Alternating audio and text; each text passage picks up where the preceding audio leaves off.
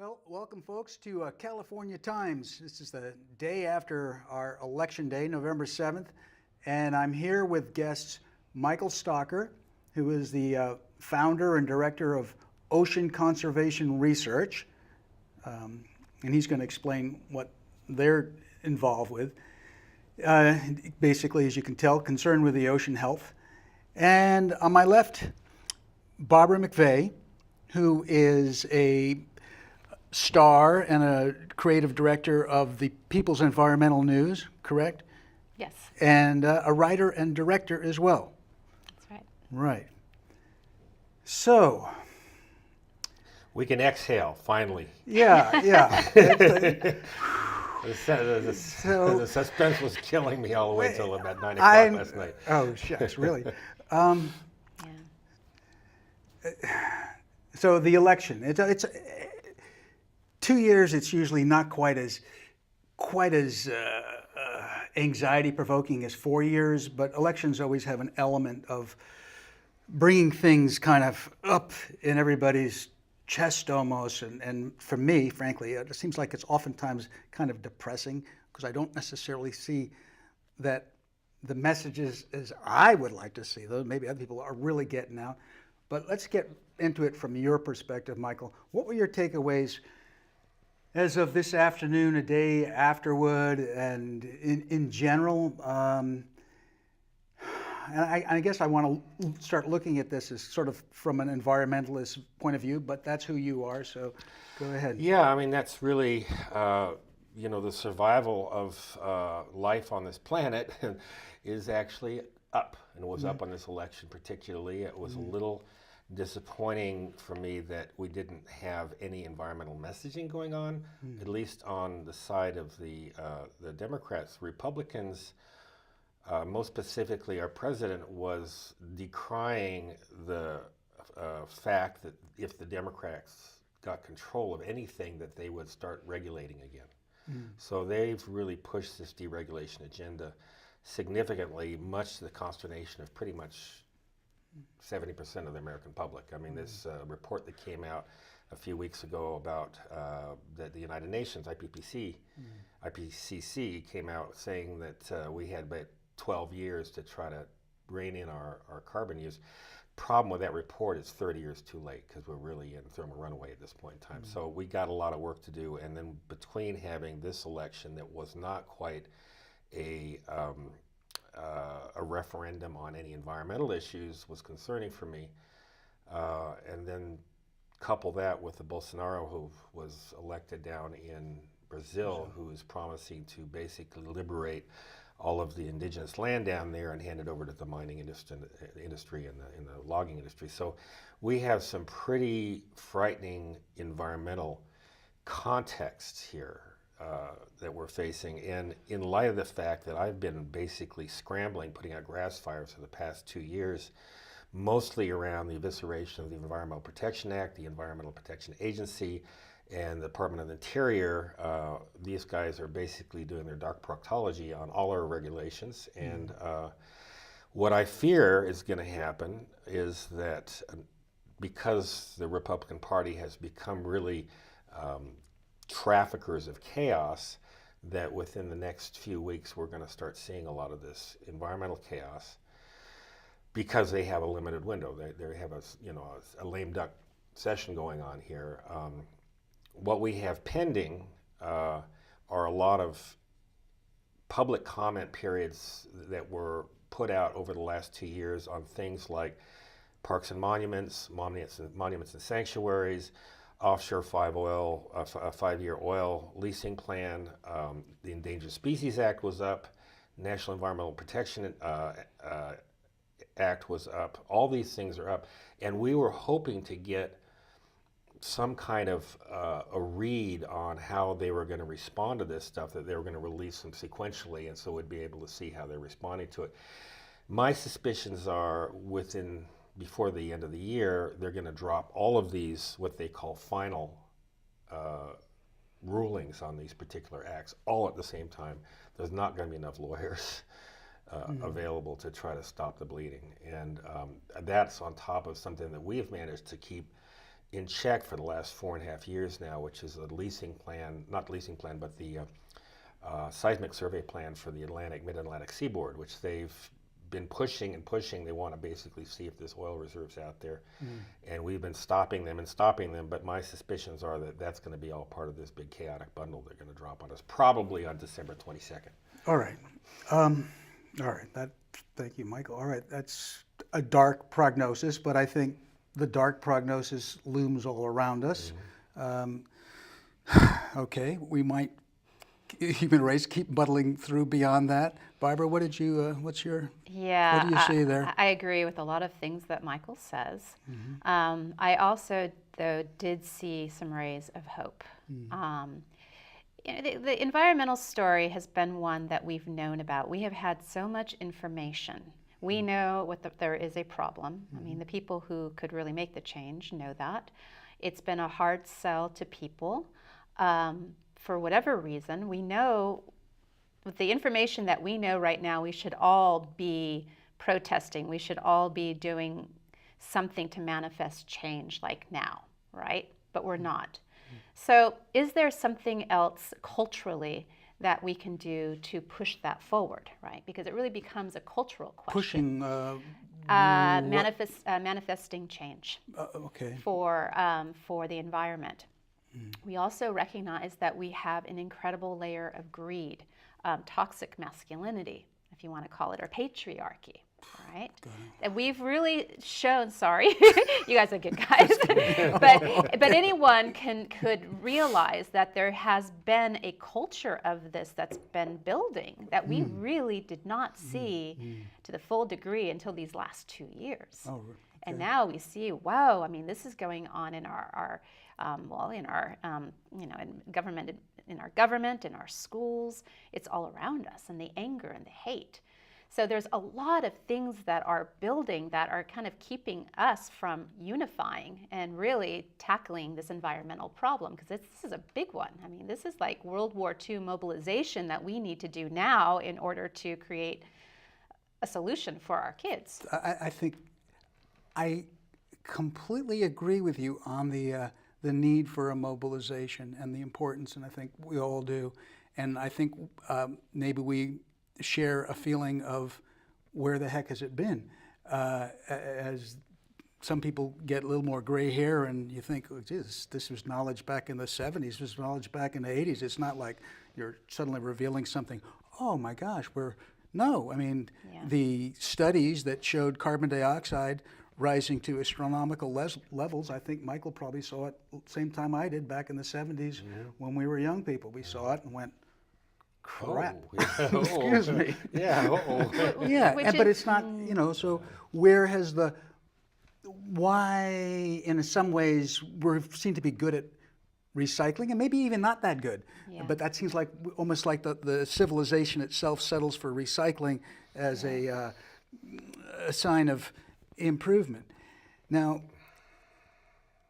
let me ask you, you feel that the mobilization that you would like to see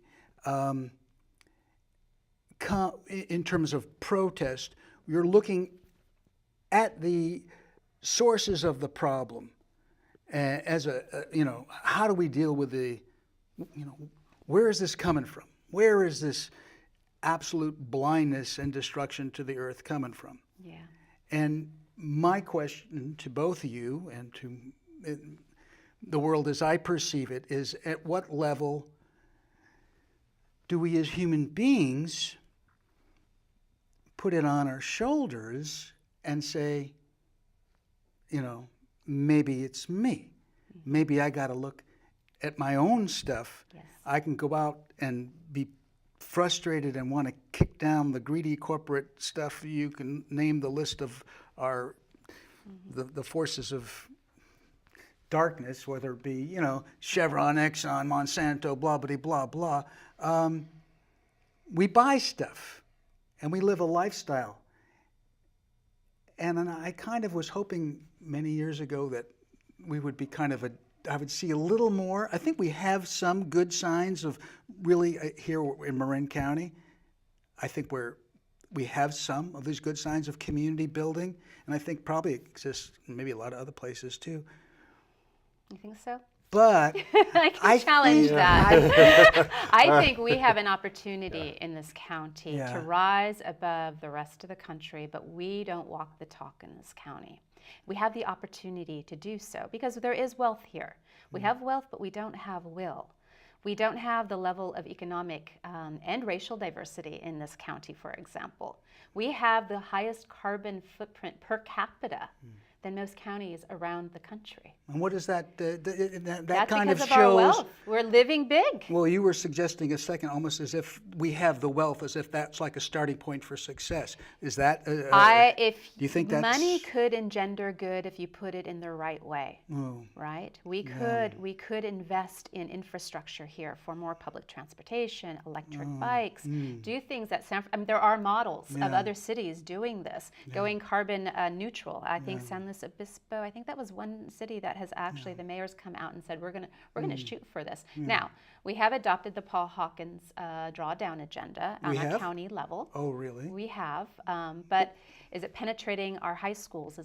We could mobilize as a county because we have the makings of doing so, and we have a lot of environmental leaders like Michael here and other people to do this. But I don't think we're walking the talk that as we should be in this county. And I think if we were to do so, it could really be a light, maybe a beacon for the rest of the country, right? But I do like your thought about we have to look at ourselves. I mean, come on, let's face it. Trump is just a mirror of what our country has been like for the last 40 years, since Ronald Reagan. I mean, you have to say it. And Jimmy Carter called it out. He said people are beginning to be valued for how much they have instead of what they do in his crisis of confidence speech. At a time he was pushing for solar, he was pushing for people doing the right thing. I mean, he was advocating us to be activists against the fossil fuel companies and against people being driven by greed, if you think about it in his speeches, right? We were a lot more in touch, I think, with our surroundings back then, too. We were just talking earlier about people who are basically connected to the fabric of community, even though they don't necessarily have people who were homeless back 40 years ago. I mean, they were hobo 40, 50 years ago or more. There were hobo villages, encampments and places. You'd see people out in the street. They had their own place where they fit in, but I remember hitchhiking across the country in the 70s, and it was something you could do. It was a practical way of getting around. Yeah. I did it something like 5 times and met a lot of really fabulous people and had a really great time. And the idea of hitchhiking now is not part of the fabric of our culture. We have our own enclosure, our little car that we control. We control kind of everything from the temperature, the climate, the radio, and inviting somebody into that is actually a threat. And part of the issue here has to do with the externalization of a relationship with nature. So, one of the things that there was a movie the Mill Valley Film Festival a couple of weeks ago, and there was a series on the Earth, and there was one of the movies in there where they were interviewing the astronauts who were taking the guy who took the first picture of our little blue marble planet, thinking that it would actually be an opportunity to gather around in a brotherhood of belonging in place. What I felt really happened is it basically externalized the most sacred thing we had. Oh, so really? that you could look at it like that and see that you could affect it some way as an individual. And back in the late 60s, early 70s, during the Nixon years, when we had things like Love Canal, the Santa Barbara oil spill, the Cuyahoga River fire, a little bit later, the Stringfellow acid pits, and a lot of different things that were happening around. People had an empathic relationship with that because we knew where we were. We were on this planet. Yeah. Having that planet then represented out in this little place in space somehow maybe alienated us from that fact. No, I've always thought of it as the opposite, and I thought that was sort of the theme that like the Whole Earth catalog guys, that they were urged, in fact, the astronauts to take that picture because it was important for human beings to see the wholeness of it. But you think that maybe it give us a sense of not being a part of it? Yeah. Instead of being a part You know, of it? we've been warned. All three major Western religions have warned us not to externalize the sacred. And if you take, you know, the first three of the Ten Commandments, the first one is like, I'm talking to you, I'm God. Yeah. And the second is, do not worship graven images, do not put anybody before me. Well, So we do couldn't not genuinely, we couldn't, we wouldn't, you can't advocate not taking a picture of the whole earth or not I'm looking at it or I'm not saying enjoying that. it. I'm saying the impact or the effect of it, or maybe you know, iconically, it became the externalization of the sacred. I mean, arguably, that particular act of landing somebody on the moon with 800 lines of code was the crowning achievement of Western technology. Yeah. It's I mean, pretty, it was pretty pretty incredible. Totally You know what these incredible. guys did, and Absolutely. and it was very humbling for these guys who were up there. Everybody who went up is, they all speak very humbly about their experience. But to try to encapsulate that, I mean, just as many people who say, "Wow, we're on that little planet, we should take care of it," there are also people going, "Wow, that little planet, I can control it." There's that possibility. I haven't Okay, well, I think was, that's what's going on with that notion, but we certainly don't have the artifacts of brotherhood right now. well, all right, let's talk about that then. Well, let's see. Sometimes I think that somewhere in this polarity, for instance, I've gotten that from both your perspectives on the election, that the conservative forces that are aligned with the destruction of the earth are versus the democratic, the blue state forces, which are aligned with saving the earth. The way I kind of see things a little bit, no, maybe a little bit, a lot, is that fundamentally, besides the fact that people are lost from maybe a sense of value or what is real wealth, the conservative liberal thing, it seems to me that everybody in our brain uses our conservative side and our liberal side to go through our lives.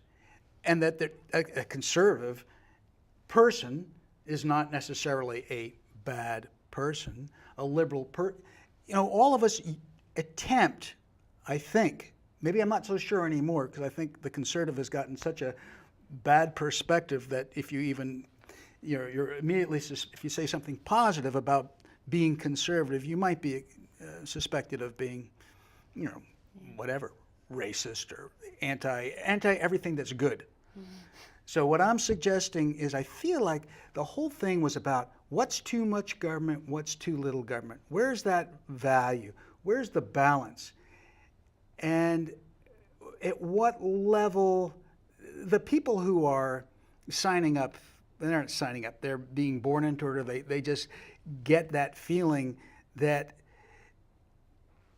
being overregulated is the problem in every element of life, and that Democrats, blue states people, tend to see all the solutions as being what can the government pass to change our behavior. And I think we're guilty of that. It's a little reductionist. I mean, the idea. Okay, so when we had these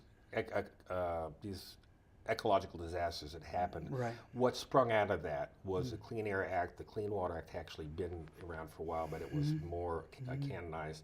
National Environmental Policy Act, Endangered Species Act, the Environmental Protection. All these, really the bedrock of our ability to be able to direct our government and the regulators to a place where they're actually trying to preserve life on this planet.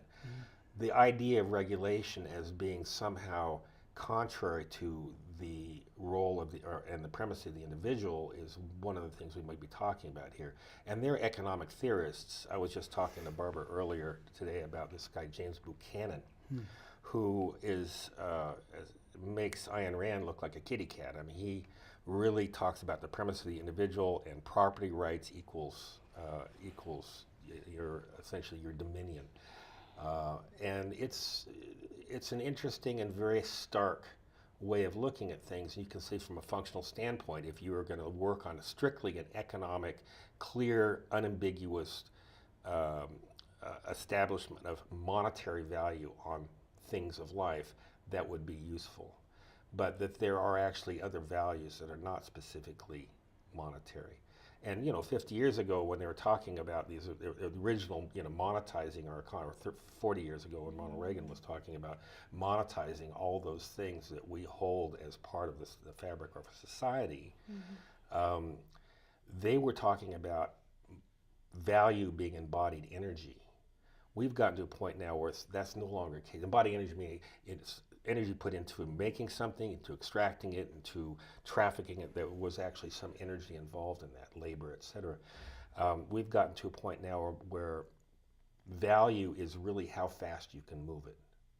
So if you look at, for example, the net, if you will, value embodied in global real estate or gold or silver, debt, which is a promise of economic generation, you can see there's embodied energy in that. But when you talk about things like derivatives, and you see the value, I mean, the derivative market is something like 40 times what the actual value of real estate, global debt, and global economies are.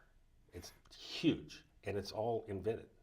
So when you have economies that are driven by that, and then the people who are in that are attempting to accumulate essentially more value, more power, we have this total abstraction. We're unhinged from me being on this planet right here and worried about the water that comes out of my tap. Right. But, okay, now I'm going to say but. Go ahead, Barbara. Going back to what you were saying about being a liberal or a conservative or whatever label you want to attach to any system of living, nothing matters unless you have the integrity of people. And I think we have really lost integrity as the people. We, don't know our power. I think we're gaining our power now with social movements.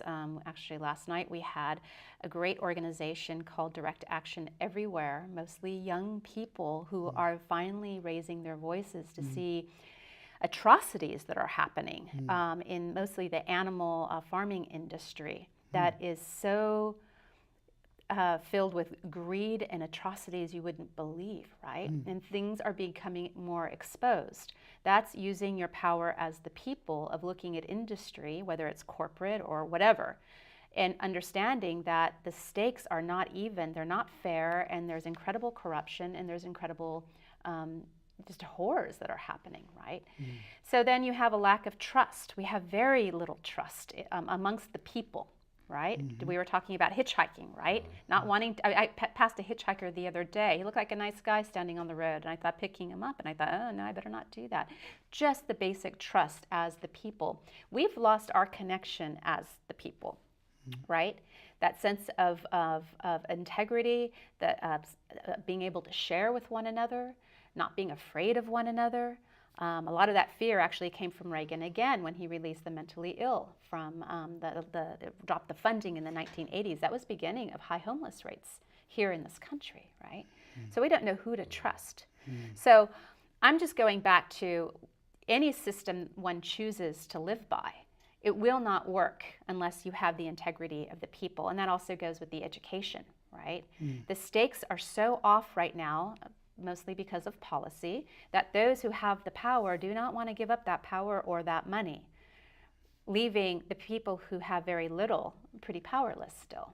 People are working 3 jobs just to make rent, for God's sakes. 20 years ago, I put myself through college at $13 an hour. I could pay my rent. I didn't have a car, but I got through college without a penny of debt.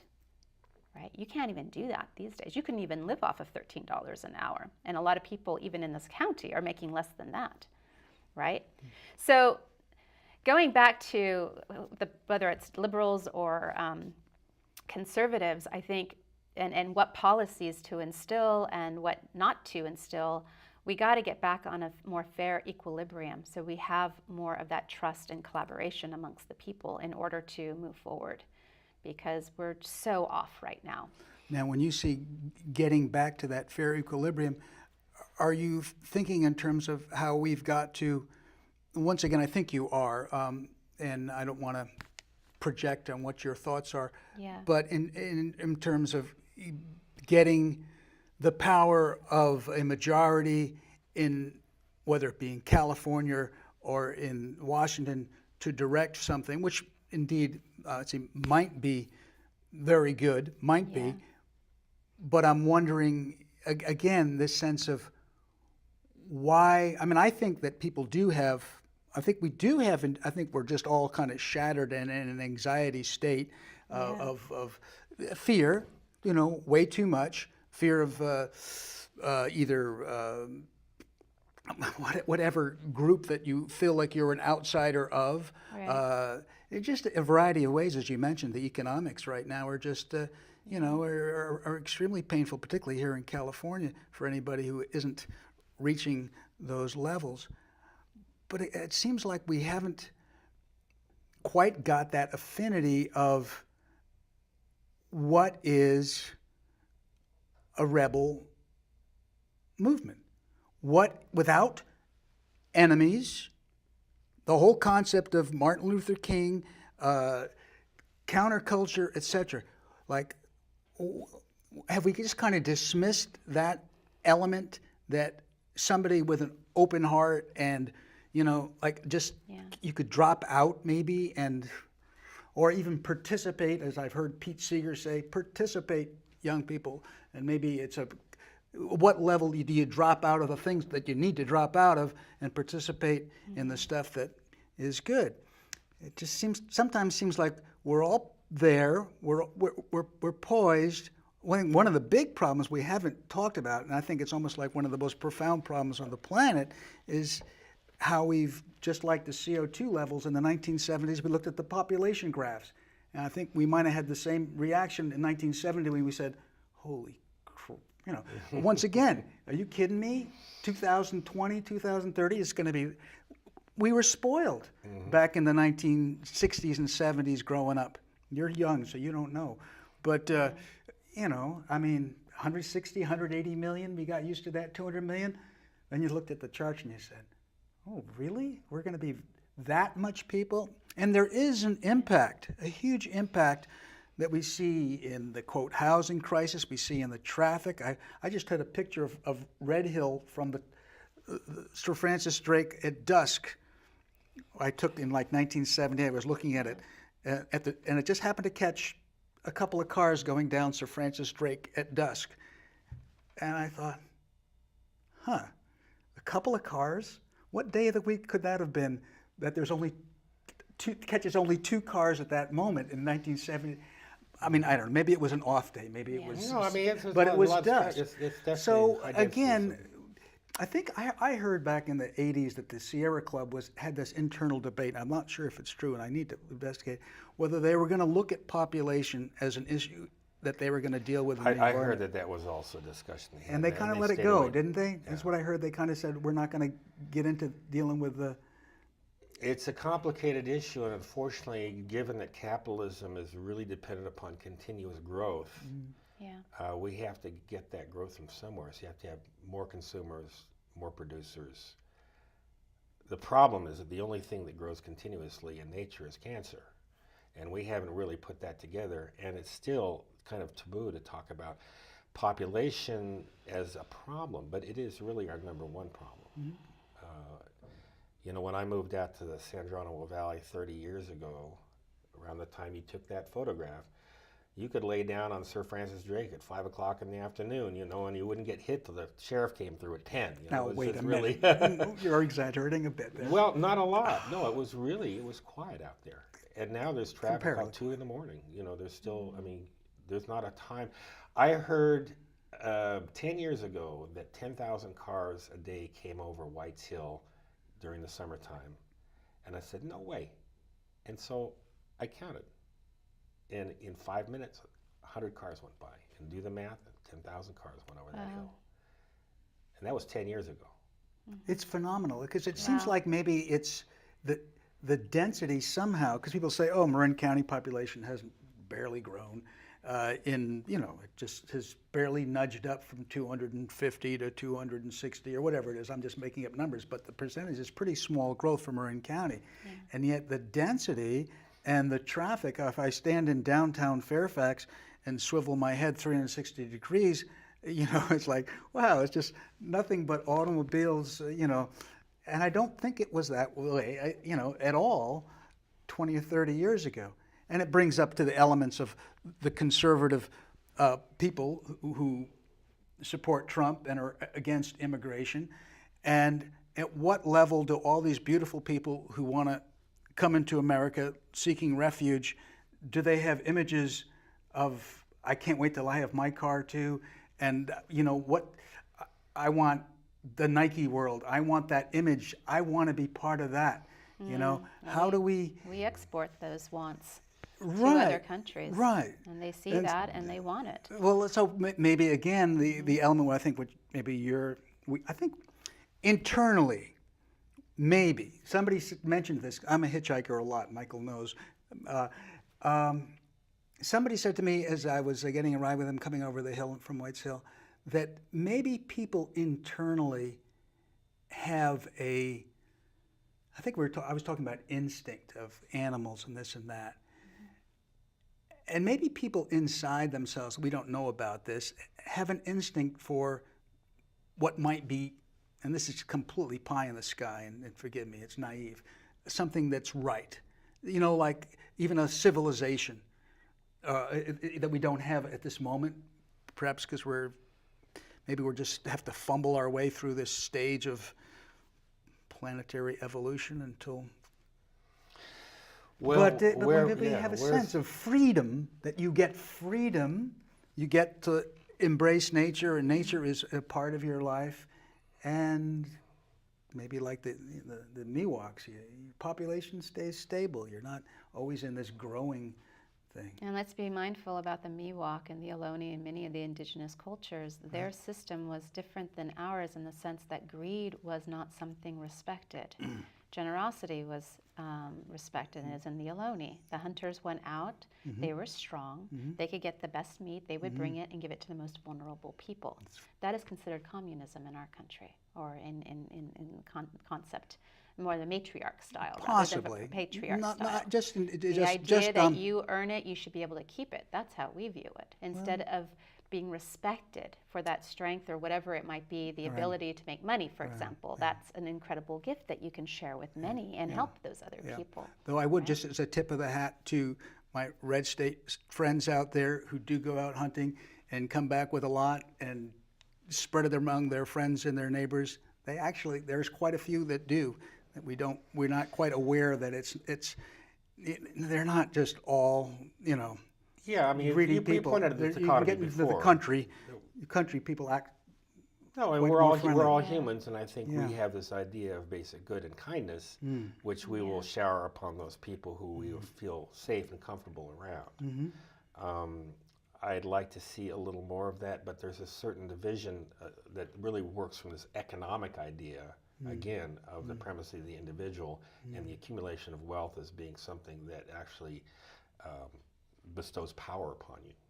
Whereas Barbara's talking about, you know, the indigenous idea of the gift economy, you actually attain more connectivity and thus more power by giving things away.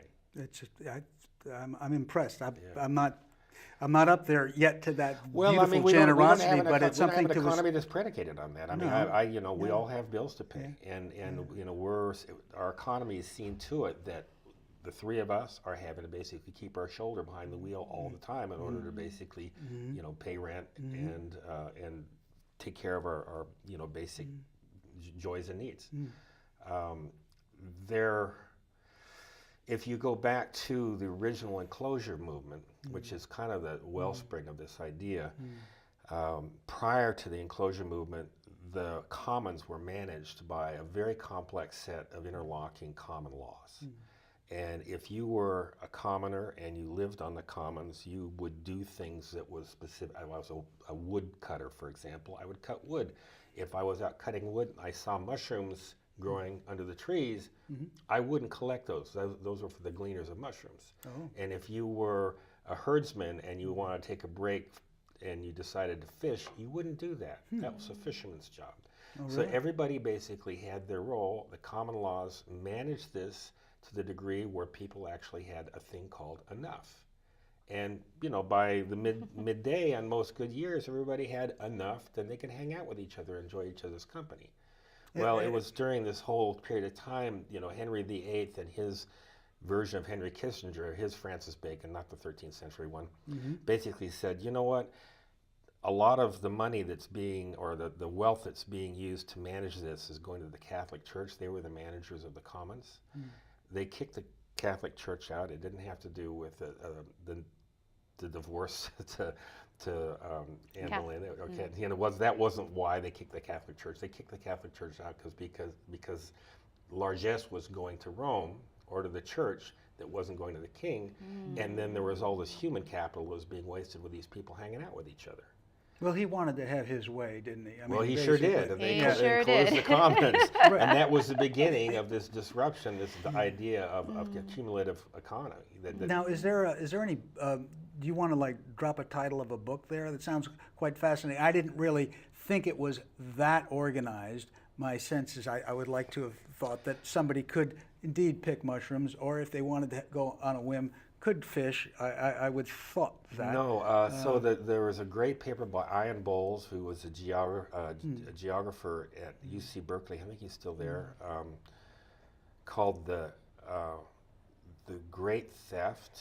Ian Bowles, B-O-A-L, and he basically said it's only like a 15-page paper, but it really outlines this. A second book, which is a lot deeper, called The Many-Headed Hydra by Reidecker and Limbaugh. They're also Berkeley professors, or were. They're good books, and they would talk about the enclosure movement. It is fascinating, and it's going to be interesting. I mean, you know, I'm not going to be, you know, the year 2100 comes around.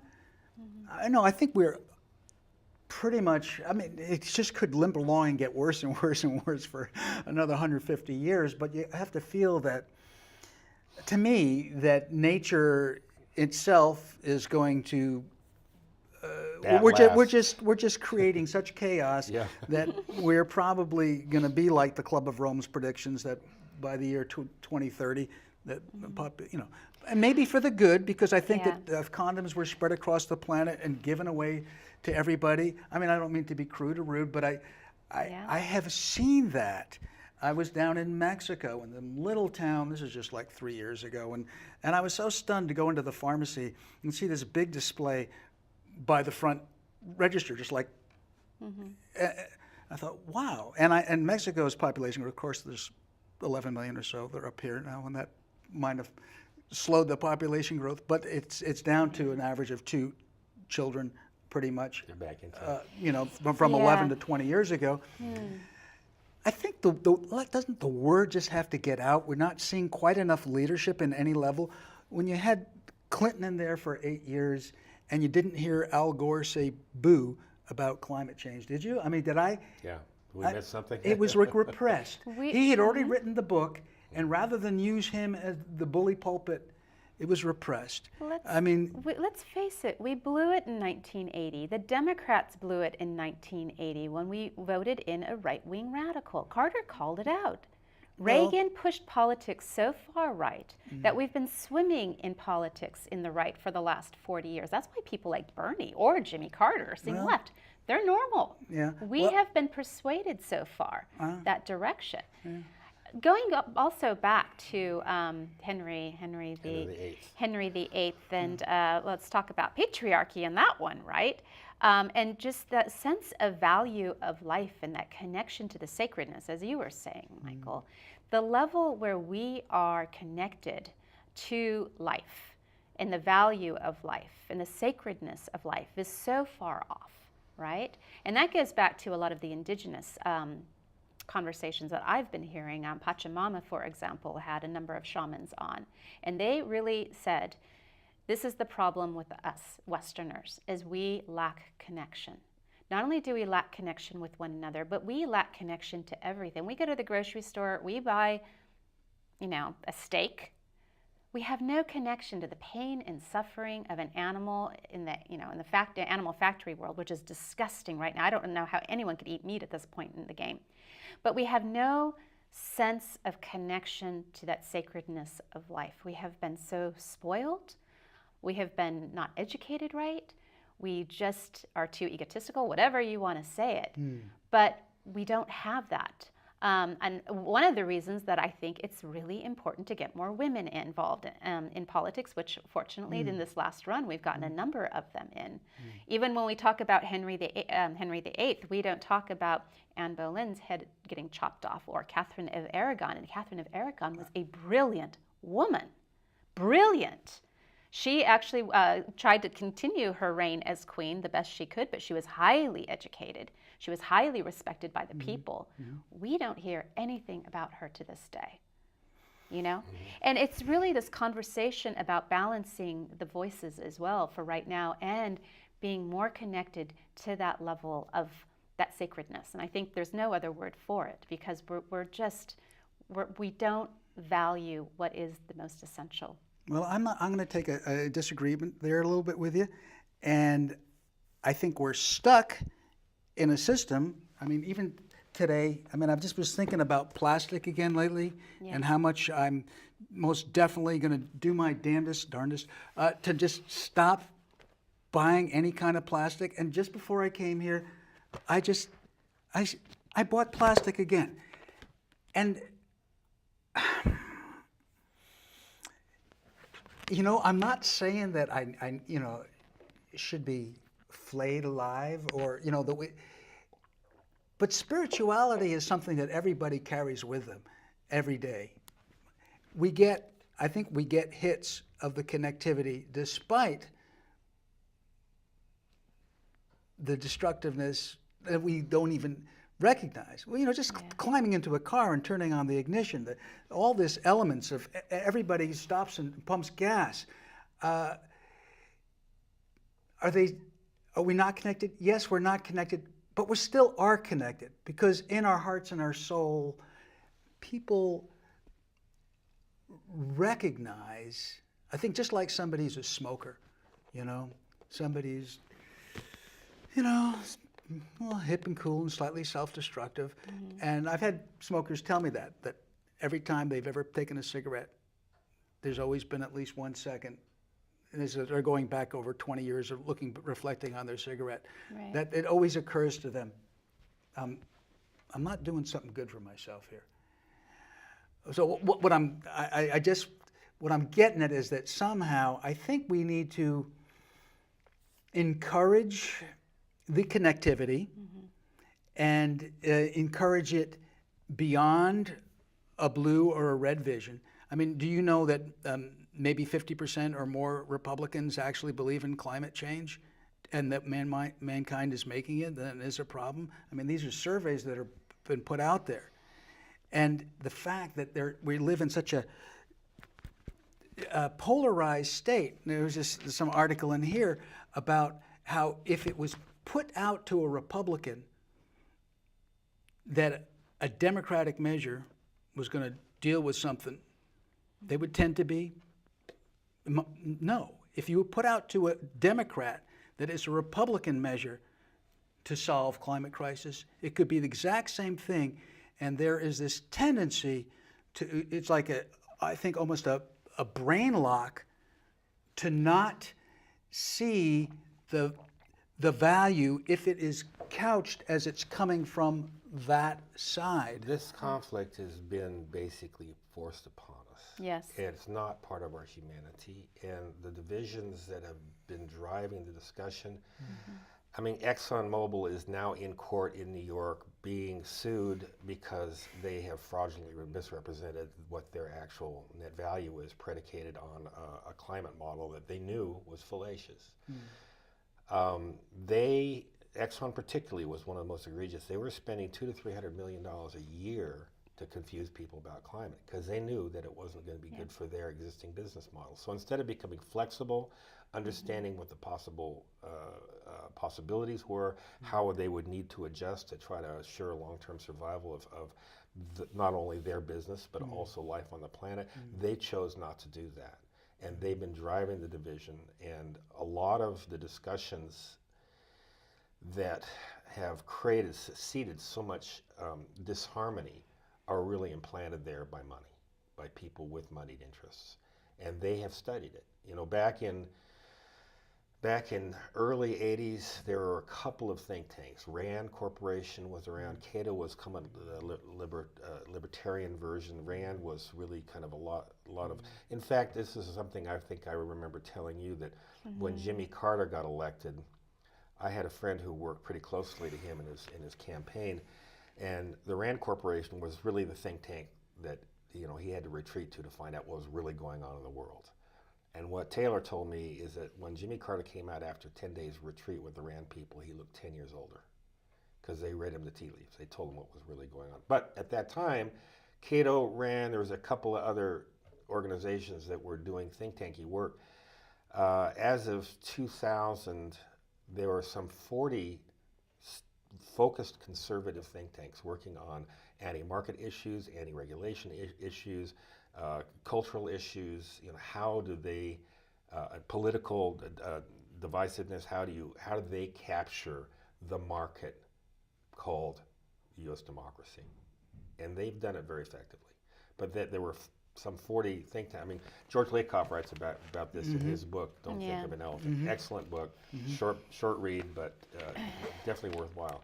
For this very reason is that we have not necessarily lost our humanity or our sense of the sacred, which is embedded in us, but we're only getting glimpses of it right now, and we're not in the fabric of the society which would allow that to cultivate itself in a natural kind way. I need to say something to that too, because what I began to hear in your explanation, and what I see has happened really in the last 40 years, it's been a tennis match. We've been watching this team and watching this team, and we're all in the same court. We're not getting out, and we have to get out of the court in order to really facilitate change. And when you see how it has been the fossil fuel industry, it has been the corporations who have been dominating the court. They're putting up the scoreboards. That's pretty much what they're doing at this stage. And who's been funding all of the politics in the last 40 years? It's been the fossil fuel industry. It's been the corporations. No change is going to happen until we get out of that money, right? Do you think people have the power right now? I think something huge has to happen in the next 2 years. I also think, and I keep going back to this, and I'm going to hit it again, is we have got to come clean with what happened to Reagan.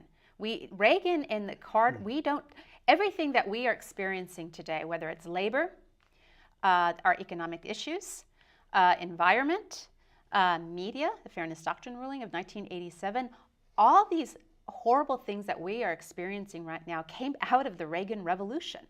We're part of the Reagan era to this state of the game. And when you have our politicians like Nancy Pelosi, who raised the Reagan statue in Washington, D.C., holding Nancy Reagan's hand, when you have even Obama giving his glories to Reagan, we are stuck in a mindset that we have not come clean with. Well, I think it goes beyond Reagan. I think you're singling him out, but I agree that all this stuff did happen and that there was some kind of collapse of vision somehow in the party. But I think it goes well beyond that. This, in terms of right now with Obama and Bush Jr. Holding hands and pointing at the horror and acting as if they are we're the holders of the dignity of Western civilization.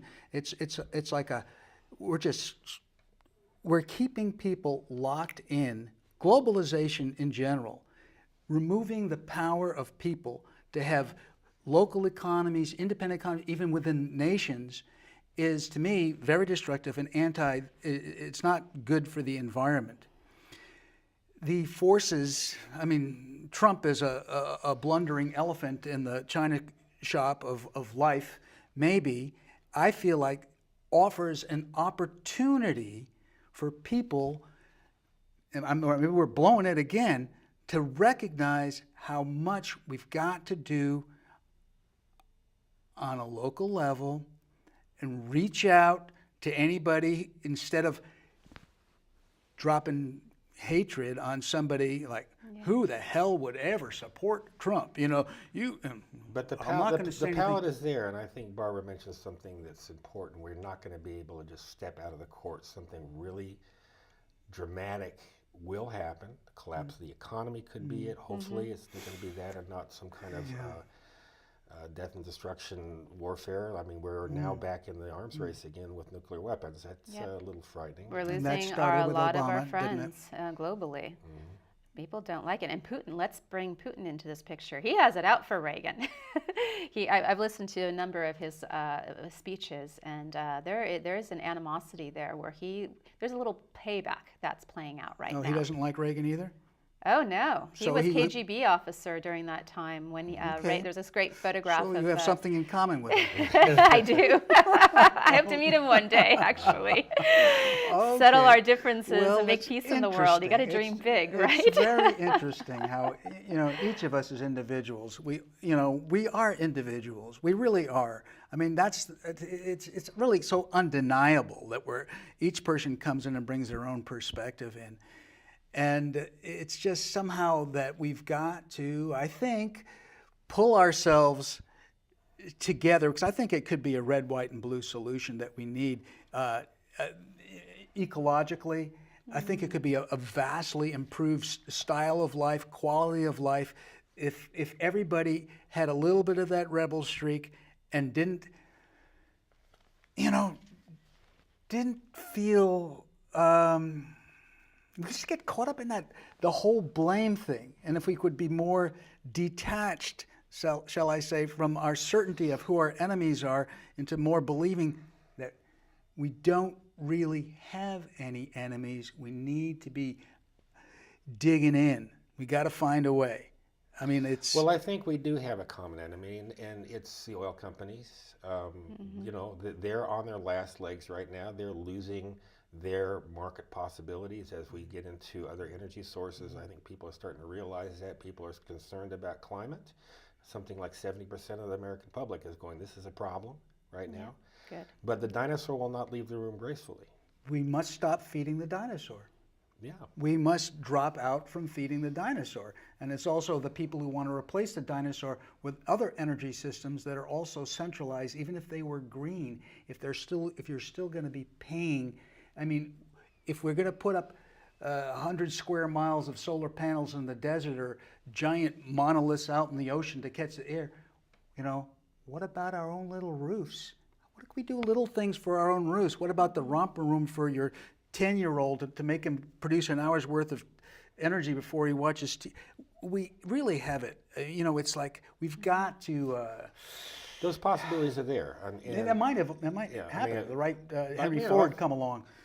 Well, I mean, I know a lot of people are putting solar on their roof for this very reason, and PG&E has been resisting it because they like the centralization of energy distribution. But this will come as a natural fallout. It's going to be less expensive to do that than to centralize or just shift over to another centralized energy distribution system.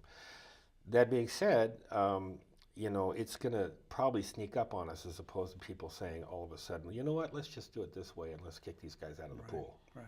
They're not going to leave that easily.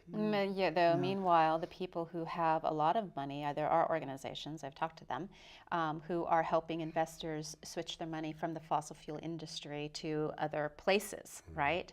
So this is all going to fall on the people. We're going to be back at those 1979, 1972 lines for gas for our car, just so we can try to meager out a living while we end up going through a pretty hard transition. It's going to happen. It's got to happen at some point, unless somebody brilliant comes in on a Trump level, but on the opposite extreme, and mobilizes us on World War II level mobilization to inspire us, a Gandhi or somebody on that level, right? That's really what we need. That's what's being called for at this stage. Somebody with vision who can get us moving. It's all about, if it's going to work, again, so many friends try to clunk me on the head when I'm getting frowning and getting too full of anxiety. I mean, if it's more fun, if it makes more money, if it gives you more like happiness, that's where people are going to go. So somehow we got to keep building alternative businesses that provide the fun, the happiness, that things local. I mean, I have this idea, if I do decide to run for governor in 6 years, that, I mean, we should have one day a week, really, that is sort of like the Sunday where it's a day that we all let go of turning the key and stay local. I call it Sundays are for horses. But it's just a symbol of staying local, put your music in the parks, meet people, meet your neighbors, make it something that actually is like, you know, this is what maybe what a lot of people have been missing. A day when we go slow and we just keep bumping into people we know, and you know, we got a nice little community in the San Geronimo Valley. Barbara, wherever you are, you got a nice little. Oh, Fairfax could save the world. So a Sabbath day is important. And another thing about that we're missing, that we've secularized our community. I mean, you know, the spiritual texture might be there in glimpses, but you know, one thing that people used to do on a regular basis is sing together. Yeah. And they did it on Saturday or Friday night or Sunday, but they were all harmonizing together. We have not done that. That's a really good point. That's just like physically harmonizing with the voice. It's really bringing back the troubadours, the power of music and community and dancing, right? Well, the thing that was really interesting about the Love-Ins as being a vehicle for public dissent back in the late 60s was that people were having a lot of fun. And so you might not have agreed with these people's idea about the Vietnam War or about the establishment, those things that they were warning us against, but having fun was easy. And I think one of the reasons why those ideas became infectious so fast is because when people got together, breathed common air, danced together, sang together, that they ended up actually realizing that they were living on the planet together and not just looking at it from a distance. Exactly. Do you think it also helped that they had a backdrop to bounce off of? I mean, they had, you know, the establishment of the 50s and all that brought, and they were in the Vietnam War. They had something to rebel against, right? So they were able to feel good about that being. We have this equally as much. So I know, Afghanistan we're here. war, Yeah, we've been in a war in Afghanistan for 17 years, but we've essentially privatized that. Yeah. So it's no longer out in front of our base. I think one of the most brilliant moves that the conservatives or that the war machine did is basically pull out this idea of selective service, that we were no longer obligated to go to war. We have to wrap it up now. I think we were really getting some potent themes there at the end there, right? I mean, it seems like that power just of tapping that. I'm just going back and already getting like, bring back those days. But those days are still with us. Not with us, but because we're alive and people are making music, and the young people for sure have so much desire and spirit and creativity. And anyways, we got a lot of work to do. Good work. Got a lot of play to do. Okay, good play. All right. Thanks, Guy. Michael, I appreciate it. pleasure. Barbara, Thank thanks you. so much. All right, Thank you. cheers. Okay, All right. that'd be it. Okay. Hey, thank you so much. That was fun. But good. Yeah. That's what I want to hear. Okay. Okay. Okay. Rock and roll. Oh, you got I a, might- got a Don't go tail. I forgot right now. Okay.